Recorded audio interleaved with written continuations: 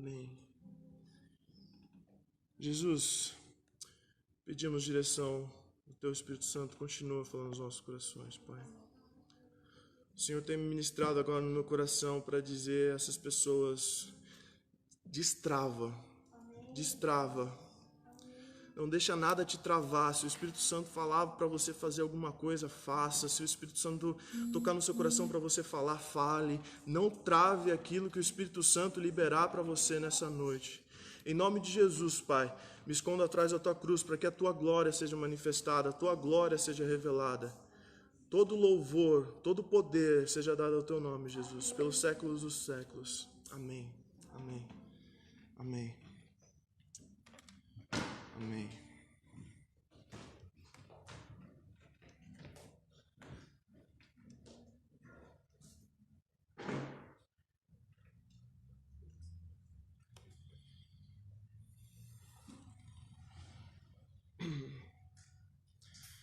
Boa noite, pessoal. Eu vou pedir licença 1 minuto para você, que eu vou falar aqui com o pessoal da internet.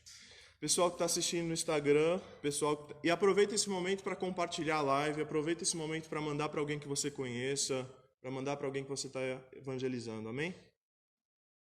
Pessoal, a gente teve um problema aqui na rua da igreja, por isso que a imagem está escura. Por isso que está acontecendo, talvez, aqui no Facebook para mim está bem escuro.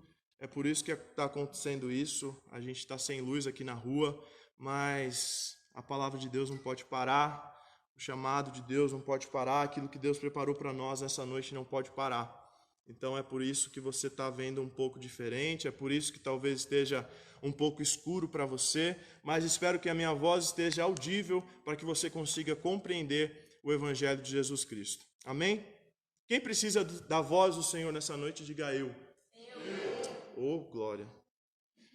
Abra sua Bíblia no primeiro livro dos... não vai conseguir ler, né?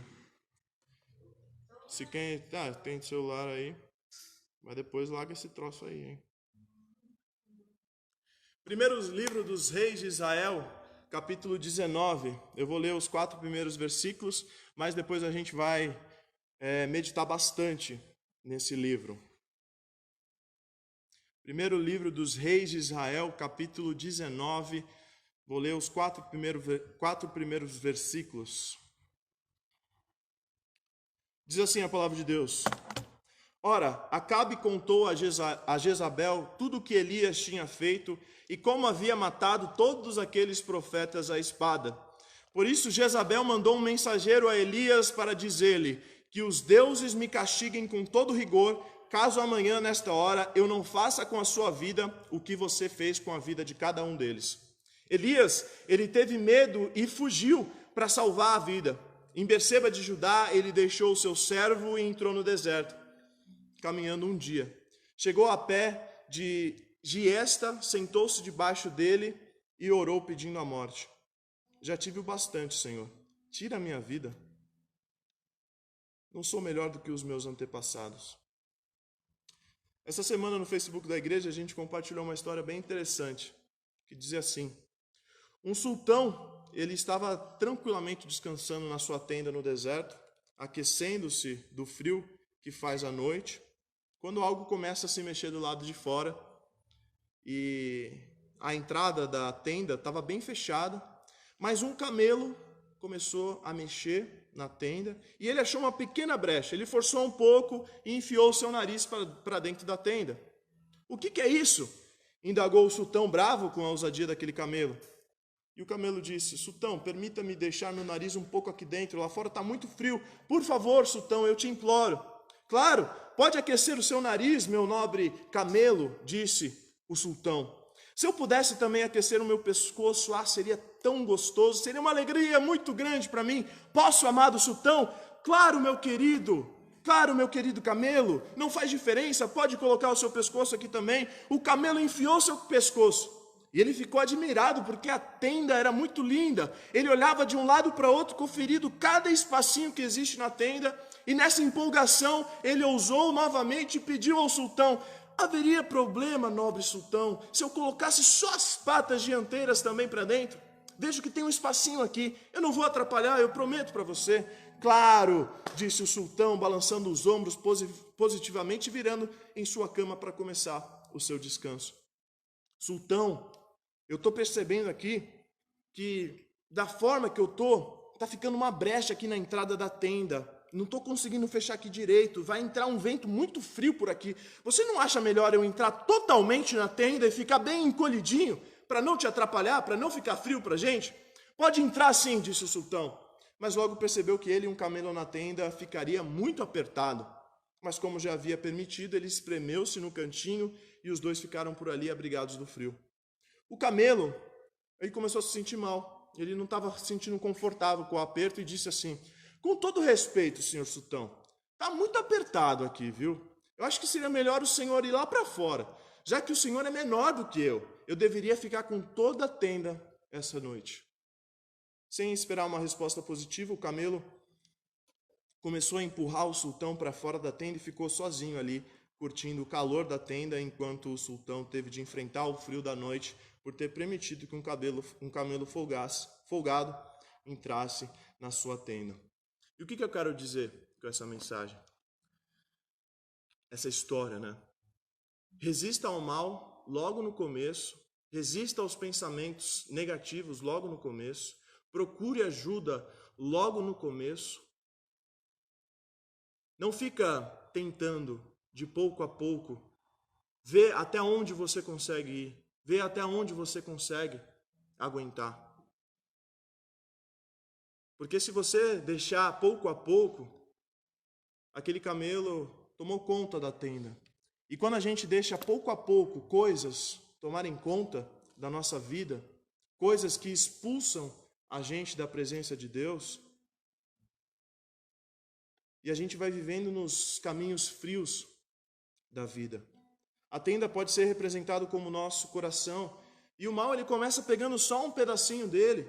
Vamos permitindo, vamos deixando, logo ele está com a metade, mais um pouco, e mais um pouco, até que o mal, até que os pensamentos negativos, até que as coisas tomam totalmente conta do nosso coração, e assim também toma conta das nossas ações, dos nossos pensamentos, dos nossos desejos. Não permita, não deixe, e não seja aquele que permitiu que nem um pedaço, nem a pontinha do nariz entrasse na tenda do seu coração. Amém? A depressão, a ansiedade, pensamentos negativos, a autossabotagem, a ansiedade e os novos nomes que vão surgindo, conforme características novas que vão sendo percebidas através das nossas atitudes, conforme quadros clínicos são percebidos, surge um novo nome para um determinado sentimento, para uma determinada síndrome. Síndrome disso, síndrome daquilo. E eu quero dizer para você que eu não sou nenhum expert no assunto, mas eu quero, através daquilo que Deus colocou no meu coração, tentar passar para você a mensagem que Ele reservou para nós nessa noite. A depressão, a síndrome, ela nunca surge num dia. Ninguém amanhece uma bênção, super bem, e à tarde entra em depressão. Na verdade, é muito difícil precisar o dia do início, de quando começou alguma coisa. Não é como uma gripe. Quando uma gripe você vai para o médico e o médico pergunta quando começou, você fala, na quarta-feira à noite eu comecei a me sentir um pouco mal. Quarta-feira eu estava bem, mas aí à noite eu comecei a me sentir meio mal, comecei a sentir dor no corpo. No caso da depressão, no caso desses pensamentos que vêm na nossa mente, não é assim que funciona. Na realidade é muito difícil definir o dia, por exemplo, que aconteceu. A gente não consegue às vezes definir, foi no dia 3 de outubro. Na verdade começa com uma tristeza, com uma fraqueza, uma pontinha de nariz. Você se enjoa de alguma coisa, você fica cansado de fazer alguma coisa e vai evoluindo, e aí termina num quadro depressivo. E esse texto que a gente leu na Bíblia, de Elias, é um cara que é um símbolo dessa questão que a gente tem vivido muito na nossa geração. Elias, ele surge no radar histórico da Bíblia como um cara muito importante, como um profeta muito importante. Ele surge como um profeta empolgante na Bíblia. Ele surge como um homem cheio de Deus. A primeira fala de Elias na Bíblia é a seguinte: juro pelo nome do Senhor, o Deus de Israel, a quem sirvo, que não cairá orvalho nem chuva nos anos seguintes, exceto mediante a minha palavra. Ou seja, Elias é um cara que surge na Bíblia como um profeta importante. Ele é o primeiro cara que fala desse jeito: mediante a minha palavra alguma coisa vai acontecer. Para a gente ver o nível de importância do profeta Elias. Isso é no capítulo 17 do livro de 1 Reis. A gente está no capítulo 19, onde 2 capítulos depois, esse mesmo homem, conforme o texto que a gente leu, o que ele está fazendo? Ele está pedindo a morte. O cara que 2 capítulos antes estava dizendo: mediante a minha palavra vai acontecer isso, isso, isso. 2 capítulos depois, ele está pedindo a morte. Ele quer morrer, ele não aguenta mais. Eu não sei quantas pessoas estão aqui nessa noite, ou nos assistindo nessa noite, pelas nossas redes sociais, que já pediram a morte, ou estão nesse processo. Para mim é melhor morrer, para mim não adianta mais. Se eu morrer, ninguém vai ligar mesmo. Se acontecer isso, não vai fazer mínima diferença, ninguém vai se importar, eu não sirvo para nada. Então, nessa noite, eu peço que você ofereça a sua atenção com qualidade. Deus colocou essa palavra no meu coração e eu preciso transmiti-la. E você precisa ouvir o que o Senhor quer tratar conosco nessa noite. Amém? Talvez não era para você estar aqui. Talvez não era para você estar assistindo, mas você está. E seja como for, Deus quer falar comigo e com você. Amém? Amém? Elias é um cara que surge no capítulo 17, cheio de Deus, importante, corajoso, confiante, mas 2 capítulos depois ele pede a morte. E por quê? Bom, analisando a vida do profeta Elias, os flagras do profeta Elias que estão no texto, nesse pedaço entre o capítulo 17 e o capítulo 19, a gente consegue perceber sintomas, a gente consegue perceber sinais de que Elias está vivendo, está passando por um quadro depressivo. E esse homem precisa de um renovo em Deus. E eu vou elencar esses sintomas do texto, entre esses 2 capítulos, e você vai percebendo se isso tem a ver com você também. Primeiro sintoma que eu vejo aqui: focar apenas no lado ruim das coisas. Focar apenas no lado ruim das coisas. O capítulo 18 é o capítulo onde o profeta Elias propõe um enfrentamento com os profetas de Baal. E no versículo 21 ele diz assim: Elias dirigiu-se ao povo e disse: até quando vocês vão oscilar entre 2 opiniões? Se o Senhor é Deus, sigam-no. Mas se Baal é Deus, sigam-no. O povo, porém, nada respondeu. E é esse silêncio de falta de compromisso, esse silêncio incompetente das pessoas, que mostra que Elias está focando apenas no lado ruim das coisas. Por que eu falo isso? Elias fala essa frase: e imagina que eu chego para vocês aqui nessa noite e diga: pessoal, vamos fazer o seguinte, se o Senhor é Deus, a gente segue a Deus. Mas se um outro Deus surgir, se um outro Deus tiver uma nova evidência, todo mundo vai seguir esse Deus. Amém? Ora, se eu falar isso valendo mesmo, eu espero que vocês levantem e vão embora. E procurem um líder de verdade, procurem um cara que fale a palavra de Deus de verdade. Toma vergonha na cara, Lucas. É isso que eu esperaria. Só que o povo ouviu o que Elias falou e não respondeu nada, não falou nada. E quando a gente começa a focar só no que é ruim, quando a gente começa a focar só na reação ruim das pessoas, isso é uma sementinha que vai somando para um quadro negativo na nossa mente. O segundo sintoma que eu percebo aqui é o versículo 22. O povo não respondeu nada no versículo 21. Aí no versículo 22 já vai para um segundo degrau. Olha o que diz. Disse então Elias: eu sou o único que restou dos profetas do Senhor, mas Baal, ele tem 450 profetas. O segundo sinal de uma necessidade de renovo é quando a gente sempre se sente sozinho, mesmo não estando. A gente sempre tem a sensação de que a gente está sozinho. Na maioria das vezes não é verdade, mas a percepção da pessoa diz aquilo para ela. Ela não percebe as pessoas que estão ao seu lado. No caso de Elias, vocês sabem quantos outros não se curvaram a Baal? 7.000 pessoas. Ou seja, Elias não estava sozinho. Ele achava que só tinha ele. Essa era a percepção de Elias. E veja bem, ele não está sendo falso. Essa é a percepção real que ele tinha daquele quadro que ele estava passando, daquela situação. Então, o sentir só é um segundo sinal de uma necessidade de renovo em Deus. Quantas vezes eu e você já nos sentimos só, mesmo sabendo que temos pessoas ao nosso lado? Ninguém liga para mim, ninguém me ama. Quantas vezes aconteceu isso? Terceiro sinal, trabalhar sempre sozinho. Uma coisa é você se sentir só, e outra coisa é trabalhar sempre sozinho. Olha o que diz o versículo 30 ao 34. Então Elias disse a todo o povo: aproximem-se de mim. O povo aproximou-se e Elias reparou o altar do Senhor que estava em ruínas. Depois apanhou 12 pedras, uma para cada tribo dos descendentes de Jacó, a quem a palavra do Senhor tinha sido dirigida, e disse: seu nome será Israel.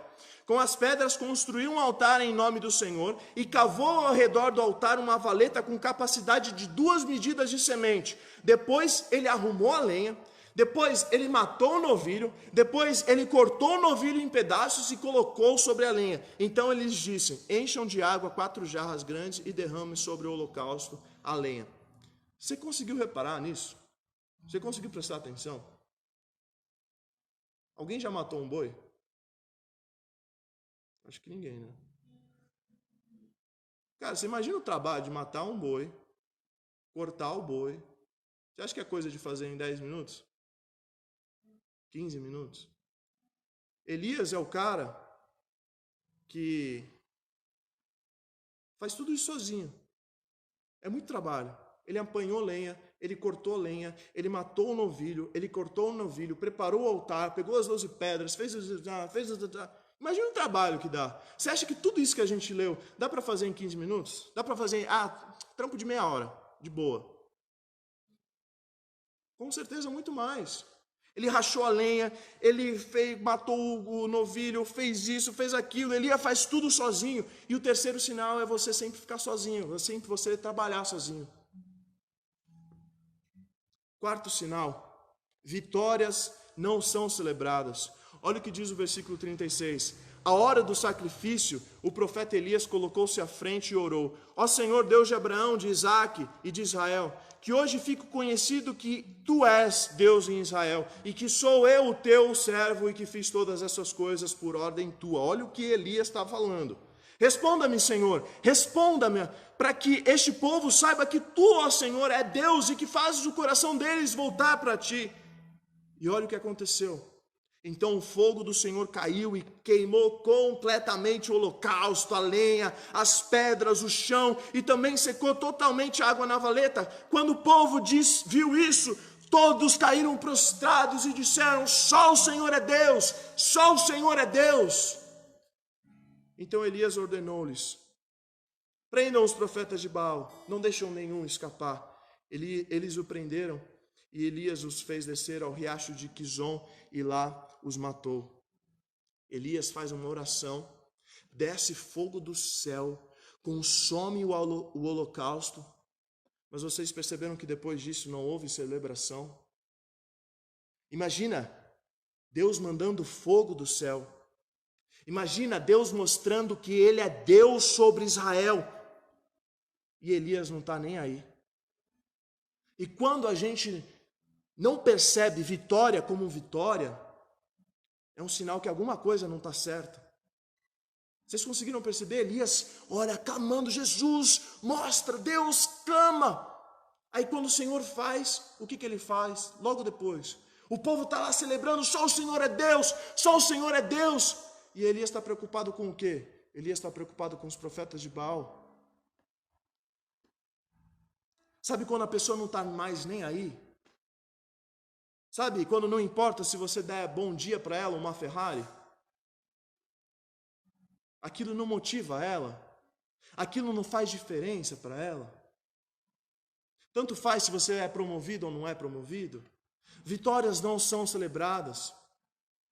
E por que eu digo isso aqui? Elias ele estava mais preocupado em prender aqueles profetas de Baal. Elias estava mais preocupado em fazer aquilo do que celebrar as vitórias. Imagina, caindo fogo do céu. Imagina Deus fazendo algo muito poderoso nas nossas vidas, a gente nem aí. Quarto sinal, vitórias não são celebradas. Quinto sinal, não saber lidar com oposição. Quando Acabe contou para Jezabel sobre a conduta de Elias com os profetas de Baal, aquilo tirou Elias do foco.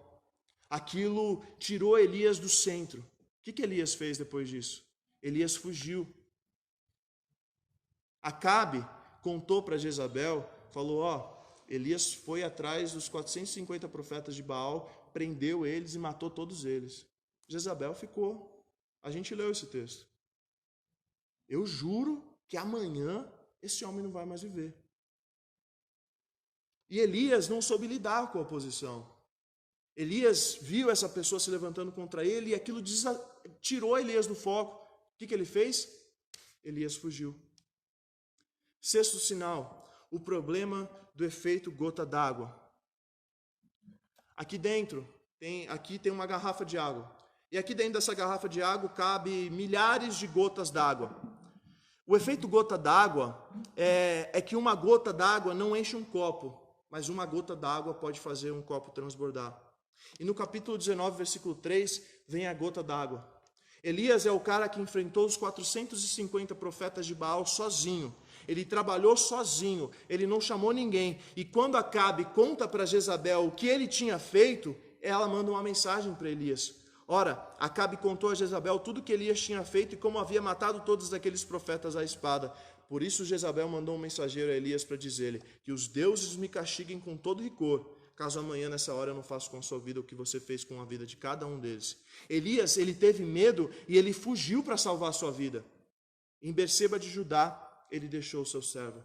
Depois de fazer tudo aquilo que a gente viu Elias fazendo até agora, acontece nesse texto o que eu chamo de efeito gota d'água. Elias recebeu a mensagem e ele simplesmente desiste de ser profeta. Elias recebe aquela mensagem e ele simplesmente desiste de ser um homem de Deus. E cara, eu e a Dani, a gente já aconselhou casais que estavam passando por problemas e essas pessoas estavam se separando, no caso era um namoro, mas o problema que eles estavam relatando era um problema tão insignificante que chegava a ser até engraçado, de tão simples que era. E eles disseram, mas esse é o problema. É que mais esse problema, mais essa situação está dizendo que eu não aguento mais. Está dizendo que estou de saco cheio. O problema é pequeno, mas o empilhamento de outros problemas faz a pessoa transbordar, faz a pessoa querer desistir, faz a pessoa querer fugir de tudo. Sétimo sinal, quando você começa a desfazer projetos e parcerias espirituais. Quando Elias recebe aquela mensagem de Jezabel, uma jura de morte, por aquilo que ele havia feito com os profetas de Baal, no versículo 3, nós vimos a gota d'água. Elias, ele teve medo e fugiu para salvar a sua vida. Em Berseba de Judá, ele deixou o seu servo de lado. Então, ele está se desfazendo das parcerias espirituais. Ele está finalizando projetos espirituais. Deus tinha colocado esse homem, esse discípulo do lado dele, para caminharem junto. Mas agora ele está se desfazendo dessa parceria espiritual. Se desfazendo de projetos espirituais. Sabe quando você fica sem vontade de trabalhar com aquilo que Deus te mandou trabalhar? Sabe quando você perde o desejo? Sabe quando você perde a paixão? Sabe quando você começa a se afastar das pessoas de Deus? Sabe quando você começa a se afastar do convívio das pessoas de Deus? Ela começa a me falar um monte de coisa, eu não estou afim de ouvir. Ela começa a me falar do evangelho, não estou afim. E você começa a se afastar das pessoas. Você começa a desfazer parcerias espirituais. Você começa a tirar de lado tudo que pode ser um gancho para Deus te falar, ei, eu estou contigo, ei, você não está sozinho. Você começa a se desfazer, você começa a afastar, você começa a tirar aquilo da sua visão. Pois é, Isso é sinal de uma necessidade de renovo em Deus. Se você está nessa pegada de se desfazer, de querer ficar sozinho, você precisa de um renovo de Deus. 8º sinal, pedir a morte. A gente não precisa nem ficar falando muito desse, né? O versículo 4 que nós lemos, no começo fala: entrou no deserto caminhando um dia, chegou a um pé de giesta, sentou-se debaixo dela e orou pedindo a morte. Já te viu bastante, Senhor, tira a minha vida. Para mim acabou. Eu estou de saco cheio, Deus. Tira a minha vida, eu não sou melhor do que ninguém, eu não sou melhor do que os meus antepassados. Quando a gente começa a achar que a morte é a saída, isso é um sinal claro, óbvio, de que precisamos de um renovo em Deus. Muito mais do que remédios, muito mais do que abraços, precisamos de um renovo da parte de Deus. 9º sinal, baixo autoestima aliado com autopiedade. Baixo autoestima aliado com autopiedade. Sabe quando você se coloca sempre como cuidado da situação? Sabe quando você se coloca sempre como o nenenzinho da situação? Para mim não dá certo, para mim não serve, eu não consigo, eu vou desistir, sabe por quê? Porque eu não sirvo para nada mesmo. Eu vou desistir porque nada adianta para mim. Tudo é não sei o que, tudo é não sei o que lá, tudo tem um sentimento negativo. Você fala com a pessoa, sempre tem um problema, sempre tem uma coisinha. E a autopiedade aliada com a baixa autoestima, quando isso está bagunçado na sua vida, é um sinal que você precisa de um renovo de Deus. Olha o que diz o versículo 4, ele pede a morte e em seguida diz: eu não sou melhor do que os meus pais, eu não sou melhor do que os meus antepassados. Pedir a morte é o ápice da baixa autoestima. A pessoa pensa: eu não sirvo para viver, eu não sirvo para existir no mundo. E a autopiedade é essa história: para mim não dá certo, fulano sempre vai ser melhor do que eu.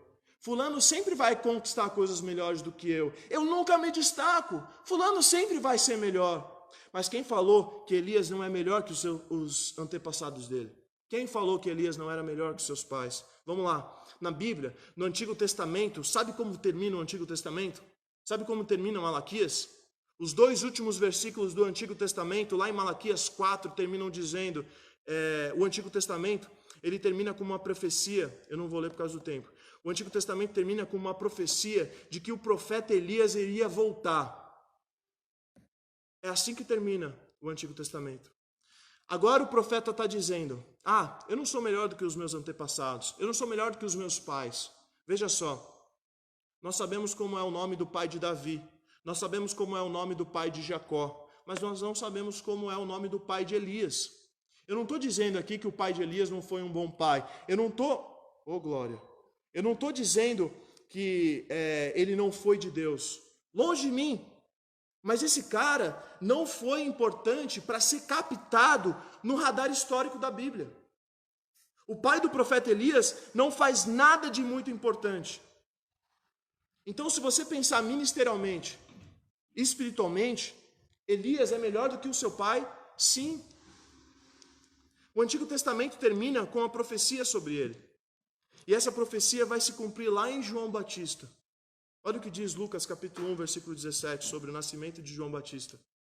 E irá diante do Senhor no espírito e no poder de Elias, para fazer voltar o coração dos pais a seus filhos e os desobedientes à sabedoria dos justos, para deixar um povo preparado para o Senhor.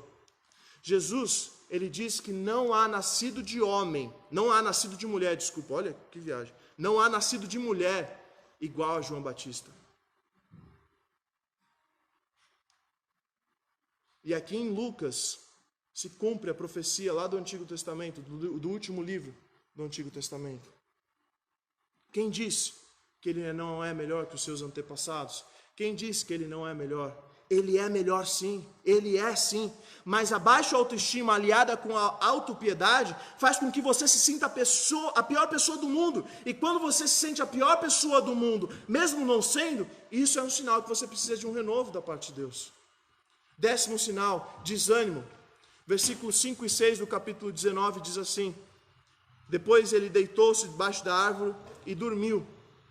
De repente um anjo tocou nele e disse: levanta e come. Elias olhou ao redor e ali junto à sua cabeça havia um pão assado sobre brasas quentes e um jarro de água. Ele comeu, bebeu e deitou-se de novo. Isso é o quê? O que é isso que está acontecendo aqui? Desânimo. Sabe quando você vive sonolento o tempo todo? Sabe quando nada te levanta? Sabe quando você não está afim de fazer nada? Quando você não quer fazer nada? Cara, se liga nisso. Um anjo tocou nele e ele não fez nada. Ele simplesmente não estava nem aí. Ele não falou, oh, bom dia, seu anjo. Ele não dá a mínima para o anjo. Cara, um anjo do Senhor veio até ele, tocou nele. E ele não faz nada. Coisas espirituais estão acontecendo ao seu redor e ele não dá bola nenhuma. É como se não fosse nada. 11º sinal, quando você vive de toques espirituais. Olha o que diz depois desse versículo que a gente leu. Depois se deitou debaixo da árvore e dormiu. De repente um anjo tocou nele e disse, levante e coma. Elias olhou ao redor dali, junto à sua cabeça havia um pão assado sobre brasas quentes e um jarro de água. Ele comeu, bebeu e deitou-se de novo. O anjo do Senhor voltou, tocou nele e disse, levanta e coma, pois a sua viagem será muito longa. Então ele se levantou, comeu e bebeu, fortalecido por aquela comida, viajou 40 dias e 40 noites. Aí você pode pensar, glória a Deus, Deus tocou nele e ele caminhou por 40 dias. Cara, 40 dias não é muita coisa. 40 dias é tipo hoje até o mês de novembro. Um mês e 10 dias. Então viver de toques espirituais é um problema. O que é viver de toques espirituais? Sempre, diariamente precisa de algo muito pessoal e especial para tocar na vida da pessoa e aí ela ser tocada, e aí ela se reaviva, e aí ela começa a trabalhar, mas aí acontece alguma coisa aqui, uma coisa ali e ela começa a murchar. Mas aí vem uma pandemia e para voltar só tem um toque novo. Aí murcha, aí só outro toque de novo. Dependendo, quando o toque é bom, dura uns 40 dias. 40 dias na fé, glória a Deus para cá, glória a Deus para lá. E eu infelizmente conheço pessoas assim. Pessoas maravilhosas, mas pessoas que precisam ficar vivendo na fé de toques espirituais. E aqui eu digo que você não deve buscar essas experiências de toques espirituais. Glória a Deus por essas experiências que renovam a nossa fé, mas a gente não pode ficar se baseando na caminhada com Deus de toques em toques. Uma vez eu ouvi um menino falar, falta um mês para o acampamento, falta um mês para o retiro. Eu vou esperar, eu vou continuar vivendo a minha vida aqui de boa, e eu sei que lá Deus vai me tocar. Misericórdia, cara. Tem gente que vive assim, achando que Deus é o lâmpada mágica. Então, se você vive de toques espirituais, se você depende de toques espirituais para reavivar sua fé, é sinal que você precisa de um renovo em Deus. 10º sinal, clausura. Todo mundo sabe o que é clausura? Clausura é um local fechado, um local que permanece sempre fechado. E por clausura, entende-se, sono aliado ao desânimo, sono aliado à desistência de viver, sono aliado à solidão, sono aliado à paralisação do trabalho. Quando você junta tudo isso, eu estou chamando de clausura. Isso é sinal, gente, de que você precisa de um renovo em Deus, uma restauração em Deus.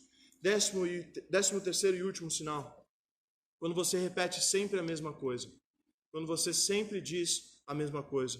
O versículo 10 de 1 Reis, capítulo 19, diz assim, ele respondeu, tenho sido muito zeloso pelo Senhor, Deus dos exércitos. Os israelitas rejeitaram a tua aliança, quebraram os teus altares e mataram os teus profetas à espada. Sou o único que sobrou e agora também agora estão também procurando me matar. Olha o que diz o versículo 14 agora. Ele respondeu, tenho sido muito zeloso pelo Senhor, Deus dos exércitos. Os israelitas rejeitaram a tua aliança, quebraram os teus altares e mataram os teus profetas à espada. Sou o único que sobrou e agora também estão procurando me matar. Você percebeu que é a mesma coisa que ele falou? 3 versículos diferentes ele falou a mesma coisa. Ele está dizendo a mesma coisa e exatamente a mesma coisa. Sabe quando a pessoa fica repetindo as mesmas coisas? É o mesmo problema sempre. É a mesma coisa sempre. É a mesma situação sempre. Ah, eu estou com dor aqui. Ah, hoje é sempre assim. Ah, não tenho... não... Isso é sinal que você precisa de um renovo da parte de Deus. Bom, dado alguns sinais, obviamente, como eu disse, eu não tenho competência técnica para fazer isso, eu não sou um expert no assunto, mas baseado nesse texto da Bíblia, eu espero ter apontado alguns sinais para a gente pensar nessa noite sobre a nossa vida, sobre como nós temos vivido a nossa vida. E feito isso, a gente vai compartilhar a nossa mensagem, como de costume, em 3 pontos. E eu creio que esse ponto, e isso que temos compartilhado, é muito importante. E Deus selecionou você e eu para estarmos aqui nessa noite ouvindo exatamente essa palavra. Primeiro, Deus não chamou você para a clausura. Deus não chamou você para a clausura. A gente está equivocado em algumas coisas dentro do evangelho atual. Uma delas é a evangelização. Sabe por quê? A gente virou um povo que não evangeliza. A gente virou um povo fixo que quem quiser vir, vem, mas dificilmente a gente sai. Dificilmente a gente vai lá.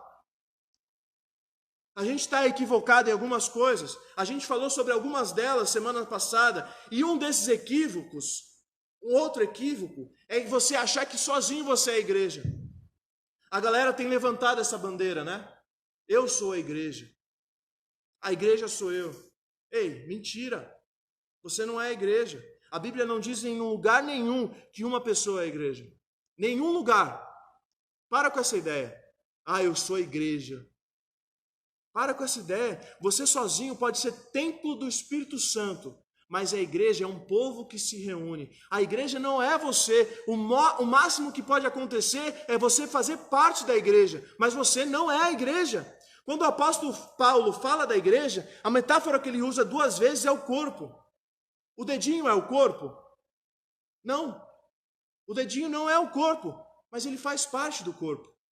Traços do corpo estão no dedinho, é verdade, mas o dedinho sozinho não é o corpo. A boca sozinha não é o corpo. O cabelo sozinho não é corpo. O olho sozinho não é corpo. Por mais importante que seja, não é o corpo. Você sozinho não é a igreja. E eu estou falando isso porque a gente vive hoje uma época de crentes em carreira solo o tempo todo. Isso não dá certo. Isso não vai para frente. Pode começar com um grande gás. Pode durar ali 40 dias. Mas isso não dá certo. Porque uma brasa fora da fogueira, ela tende a apagar. E não acender. E não queimar. Então Deus não chamou você para clausura. Para ser de Jesus em carreira solo. Mas Lucas, eu vejo coisa errada na igreja. Eu vejo hipocrisia na igreja. Então é aqui mesmo que você tem que vir. Porque se você vê coisas erradas e te horroriza, então você é mais hipócrita do que as outras pessoas. Pensa, você não tem coisas erradas? Mas é assim mesmo. Quando se trata de Deus, eu sempre tenho um plano melhor. Eu sempre tenho uma solução melhor. Eu sempre tenho algo melhor. Quando se trata de Deus, Deus sempre pode esperar. Não é tão necessário assim, não é tão importante. Uma vez eu ouvi alguém dizendo, eu não vou para a igreja porque tem gente hipócrita. E ele respondeu, se alegre porque tem lugar para mais um. Como Deus reage à clausura? 2 casos. Em Gênesis 15, Abraão entra na tenda. Ele está chateado. Nessa época ele é Abrão ainda. Ele está todo chateado porque não estava se cumprindo o que Deus tinha prometido para ele. E ele fala com Deus, ele fala cheio de sentimentos, ele fala cheio de rancores. O Senhor prometeu isso para mim, não está acontecendo. O Senhor prometeu aquilo para mim, não está acontecendo. O Senhor falou que eu seria pai de multidão e eu não tenho nem filho. E ele todo amargurado, todo cheio de dúvidas. E a primeira coisa que Deus fala, para falar de verdade com Abraão, é a seguinte: Abraão, sai de dentro. Sabe aquela música? Sai de tua tenda. Ó filho meu. Abraão, sai daí. Abraão, vem aqui fora.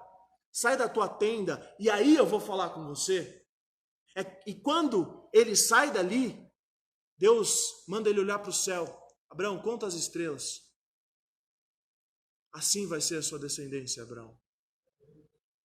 O outro caso é Elias. Elias está assim, come e dorme, come e dorme, come e dorme, come e dorme e anda. E quando vai falar com ele é sempre a mesma coisa. Ai, Senhor, eu sempre prometi, está tudo pedido, só eu que estou certo, está tudo errado, sou eu que sou fiel, está difícil para mim. E aí Deus fala o seguinte para Elias, lá em 1 Reis 19:11. Sai daí, Elias, vem aqui fora. Elias, vem aqui fora. É a mesma fala que Deus fala para Lázaro, quando Deus vai ressuscitar Lázaro, depois de 3 dias. A mesma fala que ele fala para Lázaro, ele falou para Elias, ele falou para Abraão. Glória a Deus. Ele está dizendo para vocês, sai daí, sai daí. A gente acabou de sair do Setembro Amarelo. Eu tive lendo e estudando bastante sobre esse tema, e uma coisa que é valiosa para quem tem pensamentos fora da realidade, crises, pânico, ansiedade, não trate isso com você mesmo. Não trate isso com você mesmo. Não se enclausure. Você não é confiável. Você não é confiável. Uma pessoa que vive com pensamentos de morte, uma pessoa que vive com desejos sombrios, não é confiável. Não tem as emoções no lugar certo. Não trate sobre isso com você mesmo. Trate com Deus. E eu estou falando isso porque, não por ser um jargão, não porque, vem tratar com Deus e Ele é a solução. Não estou falando jogando isso no teu colo e se vira. Não, é porque pessoas que quiseram se suicidar na Bíblia, por exemplo, Jó chegou a dizer o seguinte, ele preferia ele disse assim, era preferível que eu fosse um aborto. Para mim não convém viver. Mas ele falou tudo isso para quem? Ele falou tudo isso para Deus. E como ele falou com Deus, Deus tratou a vida de Jó. E lá no fim, Jó disse, eu bem sei que tudo podes, e nenhum dos teus pensamentos podem ser impedidos. Jonas reclamou com Deus também. Jonas pediu a morte 2 vezes por motivos diferentes, mas Deus tratou Jonas. E aqui nós temos Elias, ele também pediu a morte 2 vezes. E aí Deus falou para Elias, Elias, vamos fazer o seguinte, vem aqui para fora. Elias, vem para cá, não se fecha, porque aí dentro você não vai ter bom conselheiro, porque o conselheiro que você tem lá dentro é só você, e você é um péssimo conselheiro para você mesmo. Vem aqui fora, Elias, porque aqui fora você tem a mim, mas enclausurado você só tem a você mesmo. Você é um péssimo conselheiro para você mesmo quando o quadro trata sobre as questões da mente. Cara, só Deus pode tirar uma pessoa da clausura, desde que você esteja aberto para a vontade de Deus. Deus tira Abraão, Deus tira Elias da clausura dizendo, sai, vem para fora, vem aqui.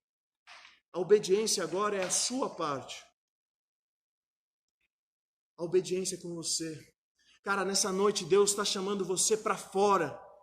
Ei, Deus está chamando você para levantar. Deus está dizendo para você, arruma a cama, sai desse quarto, sai dessa situação, sai dessa clausura, sai desse pensamento e vem aqui fora, porque aqui fora você vai tratar comigo, e eu vou dar respostas que você precisa, mas para isso você precisa sair, porque você é um péssimo conselheiro quando o assunto é clausura. Quando o assunto é baixa autoestima, autopiedade, você não tem respostas para você, sai daí. Eu cuido de você, filho. Segundo, Deus não precisa de protocolos para tratar a sua alma no íntimo. Deus não precisa de protocolos para tratar a sua alma no íntimo. A gente já compartilhou aqui nos sábados, a expectativa é a mãe das frustrações. Sabe quando você coloca uma expectativa alta em alguma coisa, em alguém? Você criou uma expectativa na sua mente, você desenhou, você projetou como seria aquilo. E na hora não aconteceu como você projetou. O que acontece com a gente? A gente fica frustrado, a gente fica desanimado. E por que eu digo isso? Às vezes a gente quer que Deus se manifeste apenas do jeito que nós queremos que Ele se manifeste. E se Ele se não manifestar do jeito que a gente quer, a gente não ouve. A gente não dá a mínima, a gente não dá importância. A gente quer que seja algo de filme, que Ele venha e fale com fogos de artifícios, com letreiros. Mas, cara, Deus não precisa de nada para tratar a sua alma, para falar com você no íntimo. Deus tem os seus jeitos e Ele usa o que Ele quiser e quem Ele quiser para transmitir isso para você. A gente que cria uma expectativa que vai ser algo pá. E quando não acontece algo pá, a gente fica de boa. Mesmo quando Deus está falando com a gente, mesmo quando a gente está sentindo Deus tratar no nosso coração, a gente fica quietinho, a gente, glória a Deus, aleluia, aqui ó, glória a Deus, aleluia. Nem no glória a Deus, aleluia. Nem fala, só pensa.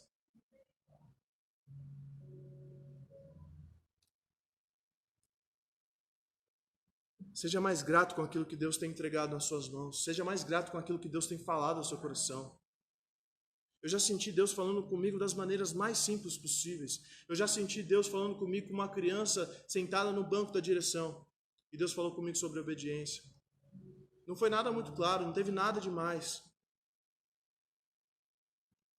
Deus já falou comigo das formas mais simples possíveis. Lembra do que a gente compartilhou sobre os toques de Deus? Cara, Deus tem o seu jeito para tratar a sua alma, para falar contigo. Não vai ser sempre algo mirabolante, não vai ser sempre algo...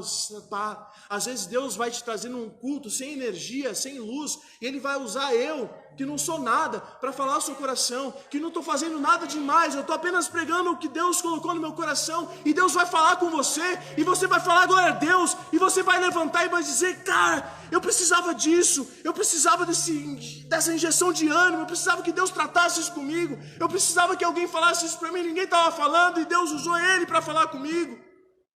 E quando a pessoa está numa clausura, a pessoa tem certas expectativas.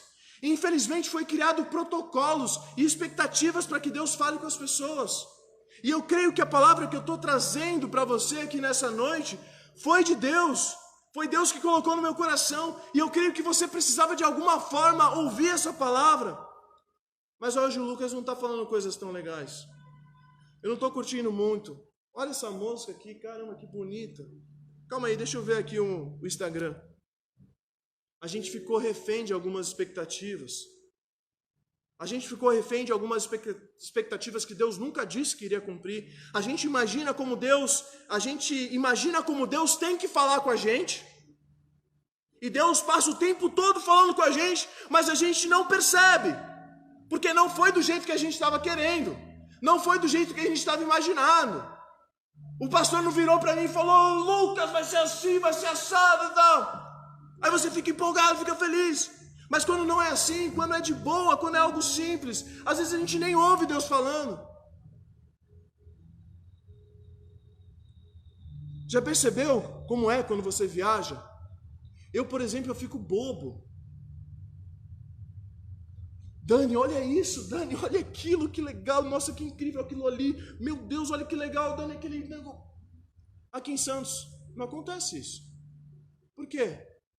Porque para mim é familiar. De vez em quando tem um toque e tem o que pra gente?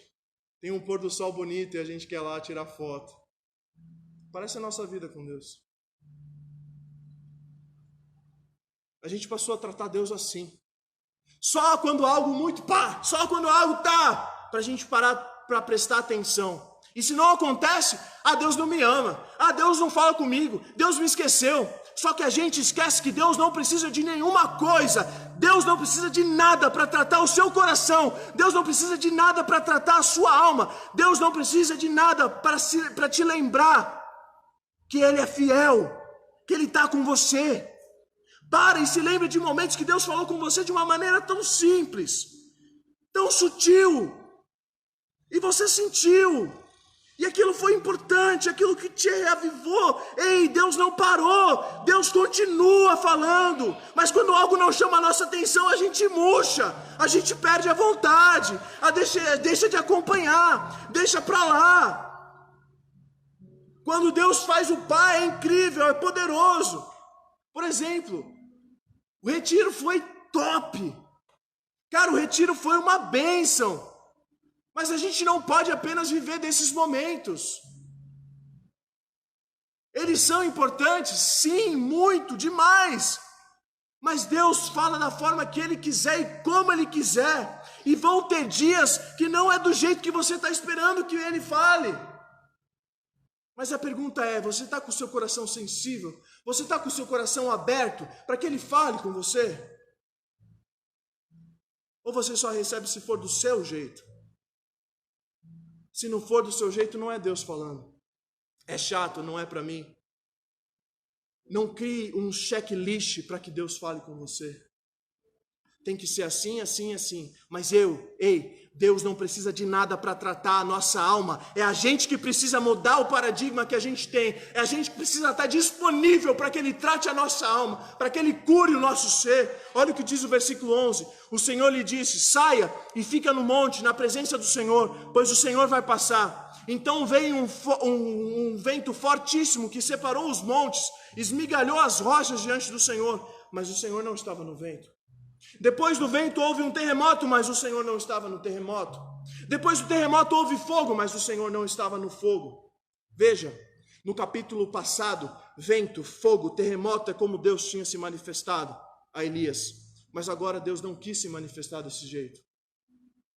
Então Deus não precisa seguir o nosso protocolo para falar com a gente ou para tratar a nossa alma. Eu não sou ninguém muito importante, mas nessa noite eu creio que Deus está usando a minha vida para falar com a sua. E aí vai depender qual é a sua expectativa. Se a sua expectativa é: Senhor, eu só quero ouvir a tua voz, então receba, Deus está falando com você. Mas se a sua expectativa é que eu rode, que eu pule, que eu faça alguma coisa que chame a sua atenção, faça apenas fiada, ou fale alguma coisa leve que acalme o seu coração, massageie o seu coração,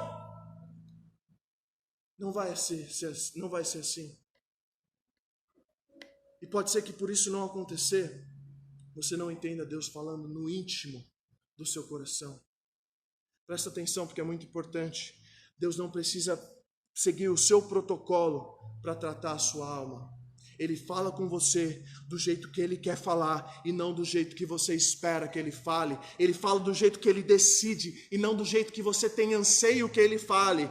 E se Deus quiser falar com você, com esse simples pregador, com esse cara que é um pequeno, eu ia falar que é um Zé Ninguém, é um pequeno, sem paletó, de Vans, de camiseta, todo suado, Ele vai tratar com você, vai funcionar, e Deus vai restaurar a sua alma, Deus vai resgatar a sua alma da clausura. Deus está falando com você, não importa do jeito que for, seja intenso com Deus, porque Ele é intenso com você, Ele é tenso com você. Mas não, glória a Deus, aqui ó, sem ninguém ver, só fala em pensamento.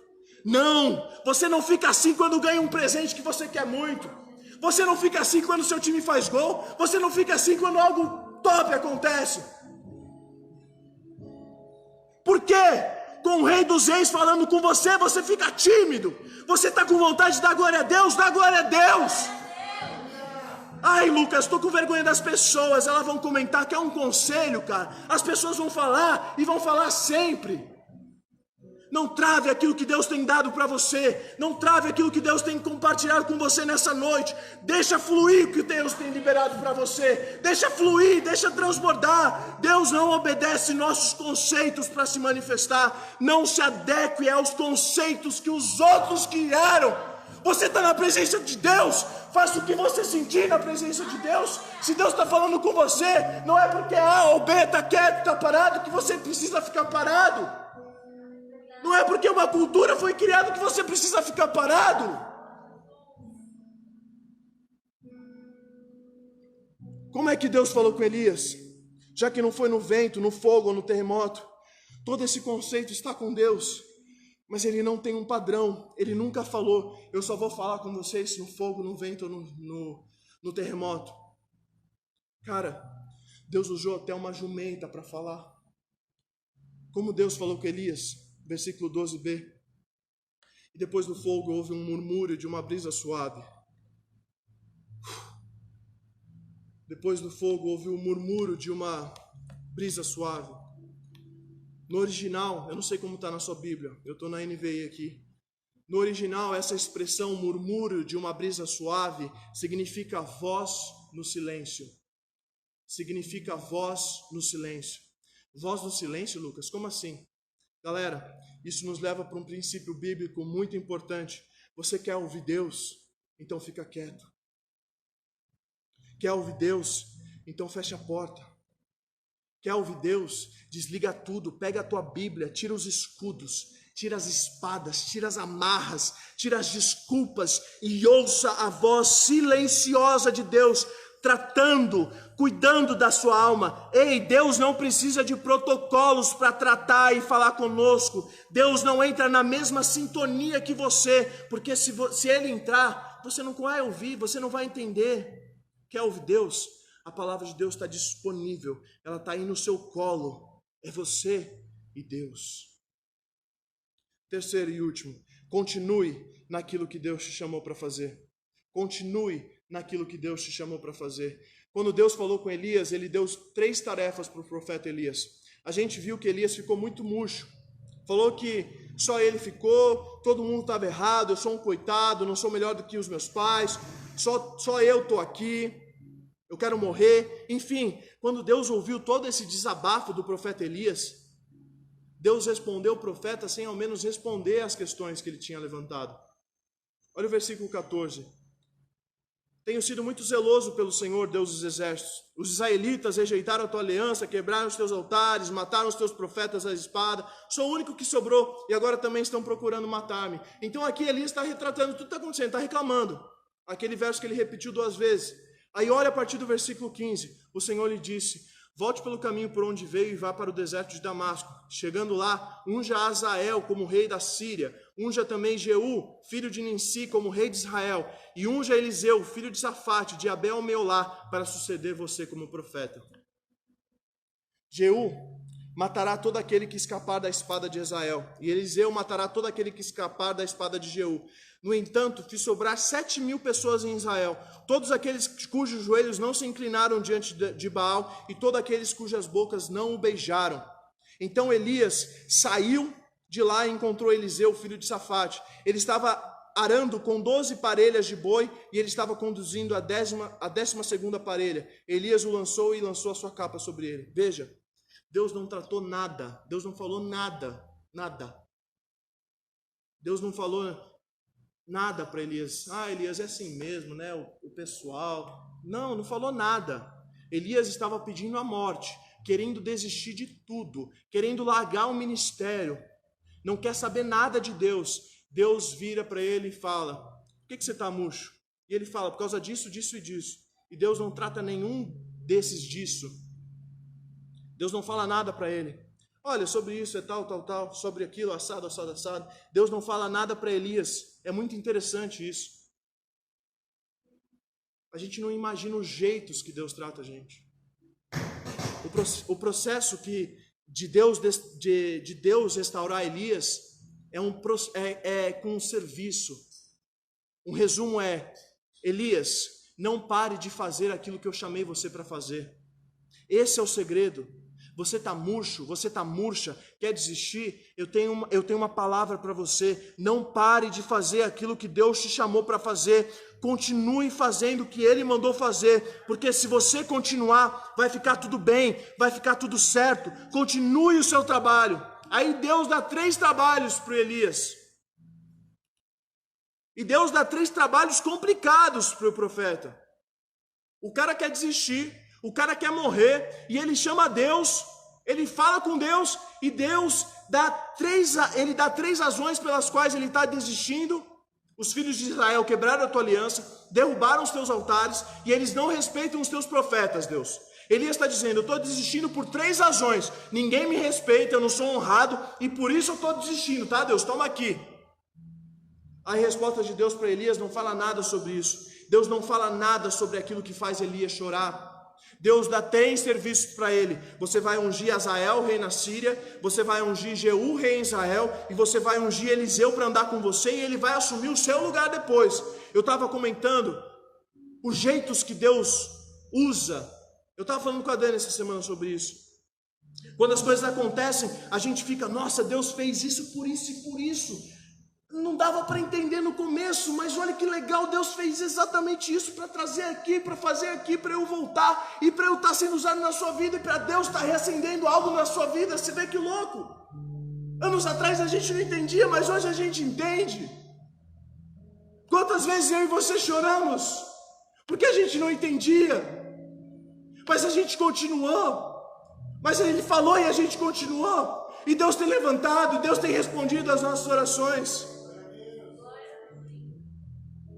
Primeiro ele mandou ungir Azael, rei na Síria, ou seja, ele estava em Israel, ele falou, vai para uma outra cultura, para uma outra língua, para outro povo. Elias reclamava muito só do povo de Israel, e parece que Deus está falando assim para ele, você acha que eu só cuido de Israel? Eu tenho um mundo inteiro para cuidar, Elias. Depois ele manda ungir Jeú em Israel. Quem fez Elias fugir de medo, você lembra? Jezabel. Jezabel é mulher de Acabe. Acabe é rei de Israel. Você não estava fugindo dessa jornada por medo de Jezabel, Elias? Pois é, você vai ungir o cara que vai tomar o lugar do marido de Jezabel como rei de Israel. A terceira tarefa era ungir Eliseu para depois substituir ele. Alguns pontos, está difícil, continue trabalhando, porque se você parar de fazer o que Deus mandou você fazer, você vai enferrujar e depois vai ser muito difícil você conseguir continuar de novo. Quer um conselho? Posso te contar um segredo? Não pare, não desista, vontade dá, Deus sabe que vontade dá. Ai, de novo isso, a galera não se anima, ninguém responde, ninguém faz nada, tudo na mesma. Só que eu sei que eu dependo espiritualmente de fazer o que Deus me mandou fazer, porque se eu parar de fazer o que Deus me mandou fazer, é o meu fim. Eu acabo, sabe ferrugem? A ferrugem corrói, não deixe que a ferrugem te corroa. Deus mandou ungir, ungir e ungir. E olha que interessante, eu estou desistindo de Deus por 3 razões. O povo. E Deus fala, eu vou te dar 3 tarefas. Você unge um rei na Síria, depois um rei em Israel e depois unge um cara para caminhar com você. Ungir Azael na Síria. Deus alcança outra nação através de Elias. Ungir rei Jeú em Israel. O cara está fugindo por causa da mulher do atual rei de Israel. Significa que Acabe vai sair do poder. Jezabel vai sair do poder. E o que isso significa? Pare de reclamar e faça alguma coisa. Elias está reclamando e Deus fala, trabalhe. Não pare de fazer o que te amei para fazer. Elias está fugindo de Jezabel. Deus falou para Elias, vai ungir Jeú em Israel. Jezabel era mulher do atual rei de Israel. Elias obedeceu. Você não é bem-vindo em algum lugar? Continua fazendo o que Deus te mandou fazer. Alguém fala mal? Continua o que Deus te mandou fazer. Eu não estou nem aí que falem. Podem falar. Ah, você só está aí porque podem falar. Deixa que falem.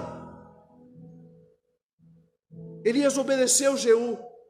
Jeú lá em 2 Reis acaba com o poder de Acabe, de Jezabel.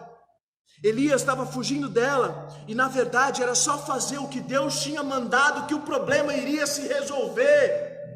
É só fazer o que Deus te mandou fazer, que tudo entra no eixo, que tudo entra no lugar. A galera precisa que você faça o que Deus mandou você fazer. Pessoas precisam que você obedeça o que Deus mandou você fazer. E depois ele ungiu Eliseu para ser o seu companheiro. Isso significa o quê? Cara, tá difícil.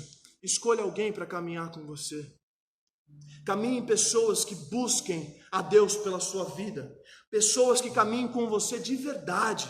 Muitas pessoas estão explodindo em suas emoções e sabem que elas precisam tomar um chá, tomar um café.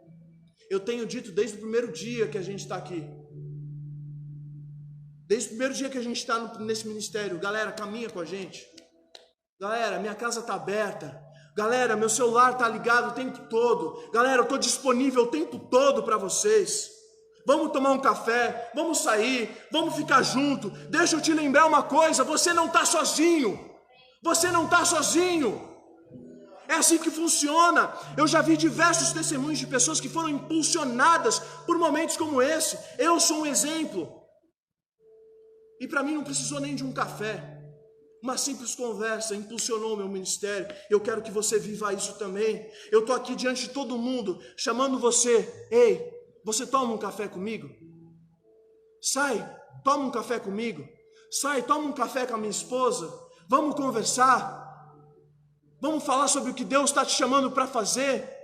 Vamos viver o que Deus tem para a sua vida. Vamos caminhar junto. Vamos enfrentar isso junto. Não para de fazer o que Deus te chamou para fazer. Eu estou contigo. Vamos junto. É assim que funciona. Quando Deus fala para Elias, unge Eliseu para caminhar com você, isso é para mim e para você. Ande com pessoas que edificam a sua vida. No caso de Eliseu, foi a escolha perfeita. Elias tem um cara que busca ser o dobro que ele é, sem invejar o que ele tem. Elias fala para Eliseu, quando Deus vier me buscar, o que você quer, Eliseu? Eliseu fala, eu quero unção dobrada. Galera, eu quero que vocês alcancem, busquem o dobro do que eu e a Dani estamos vivendo hoje. Eu quero que daqui a uns anos vocês busquem, alcancem o dobro daquilo que vocês estão alcançando hoje. Deus mandou Elias fazer 3 unções. Ungido no Antigo Testamento significa escolhido. Ungido no Antigo Testamento significa escolhido. Unção no Antigo Testamento significa escolha. Podemos estender escolha como definição. Quando você escolhe algo, você define algo. As 3 unções que Deus mandou fazer nos ensinam algo muito importante. A primeira unção foi a de Azael. Só que Azael não foi um bom rei. Ele começou bem ali. Mas Azael causou com o povo de Israel. Azael fez tudo. Azael foi o cara que se voltou contra Israel. Azael foi inimigo. Defina aquilo que tem atrapalhado a sua vida. Defina aquilo que tem afastado você de Deus. Quando a coisa fica clara, o caminho está sendo aberto. Então primeiro Deus mandou ungir o inimigo. Deus mandou ungir um inimigo. Depois Deus mandou ungir Jeú. Jeú é o rei. Jeú é o líder. Defina a sua liderança. Defina quem caminha com você. Escolha os seus exemplos. Deus então falou para ele, você vai definir quem é o teu inimigo, você vai definir quem é o teu líder e você vai definir quem é o teu companheiro, aquele que vai caminhar com você. E quando isso fica claro, você não vai ficar o tempo todo pensando em parar. E foi exatamente o que aconteceu com a minha vida. Eu tirei da minha vida aquilo que estava me afastando de Deus.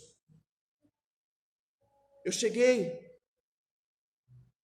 para o pastor e disse, eu reconheço que isso está me afastando de Deus, isso está me atrapalhando. Eu fui lá e eu falei para ele, eu preciso de ajuda. Eu preciso que você seja o meu exemplo. E hoje eu tenho pessoas que caminham junto comigo e que vão fazer muito mais do que um dia eu vou fazer. Isso muda tudo. Definir esses 3 pontos muda tudo. Ei, defina aquilo que está atrapalhando a sua vida. Defina aquilo que está impedindo você de viver aquilo que Deus te chamou. Selecione pessoas que são os seus exemplos, que vão caminhar com você. E escolha pessoas que caminhem com você para fazer o dobro daquilo que você está fazendo. Espero que o Senhor tenha usado a minha vida para falar com você nessa noite. E eu quero orar por você. Você que sabe que precisava ouvir essa palavra, você sabe que precisava ser tratado pelo Senhor nessa noite, eu vou pedir para você ficar de pé, porque nós vamos orar juntos agora. E se você precisava dessa palavra, o Senhor com certeza vai tratar de forma diferente na sua alma. E foi isso que Deus colocou no meu coração. Não se sinta obrigado, por favor, em se levantar. Mas se era para você, se você sentiu direção de Deus, se você sentiu Deus falando no seu coração, se levante, eu quero fazer uma oração junto com você.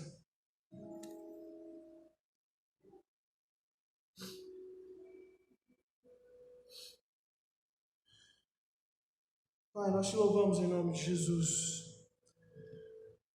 Nós levantamos a nossa voz mais uma vez em oração, Deus. Em nome de Jesus, enquanto a Tua palavra estava sendo falada, enquanto os indícios do texto estavam combinando com os indícios dessa vida que agora estão de pé diante do Senhor. Em nome de Jesus, Deus, hoje falamos sobre características de pessoas que precisam de renovo, precisam ser renovadas, precisam ser restauradas pelo Senhor. Hoje falamos da necessidade de um renovo em Ti. Hoje começamos traçando o perfil psicológico de Elias, dos problemas, as situações que ele enfrentou e como o Senhor tratou aquele profeta e como o Senhor estava tratando a minha alma enquanto eu pregava essa mensagem, Deus, e como o Senhor está tratando a alma dos meus irmãos enquanto ouviam essa mensagem. Hoje, como disse o profeta Moisés, Hoje vimos que o Senhor fala com o homem e o homem fica vivo. Em nome de Jesus, restaura esse jovem, restaura Jesus, restaura essa pessoa que foi cheia do Teu Espírito Santo, mas por algum motivo está parando a caminhada, por algum motivo está paralisado, está estático. Em nome de Jesus, assim como falaste a Teu servo Elias naquela tarde, hoje o Senhor fala para esse coração: venha para fora. Sai da clausura, unja, decida, especifica quem são os inimigos, quem está do teu lado, a coisa tem que ficar clara. Pai, em nome de Jesus, obrigado sobretudo pela tua direção, Deus, obrigado sobretudo pela tua direção em nossas vidas. Continue glorificando o teu nome sobre nós, Deus, em nome de Jesus. Que hoje pessoas que estão vivendo um ponto de interrogação, esclareça no coração do teu povo, Jesus. Dê estratégias e, acima de tudo, que nós possamos estar atentos para entender as tuas respostas. O Elias fez 3 perguntas que, numa primeira olhada, o Senhor não respondeu nenhuma, mas a tua resposta estava no trabalho que ele tinha para fazer. Em nome de Jesus, Pai, adestra as nossas mãos para fazer a tua obra, adestra as nossas mãos para fazer a tua vontade. Blinde o nosso coração para continuarmos na pegada do Evangelho, para caminharmos cada dia levando a tua cruz gloriosa até o dia que esse céu se rasgar e a trombeta do Senhor soar e o Senhor chamar o nosso nome. Em nome de Jesus, Deus, nos fortaleça, encha-nos com o teu Espírito Santo, que o teu nome, só o teu nome seja glorificado, sobre tudo e sobre todas as coisas. Em nome de Jesus, amém.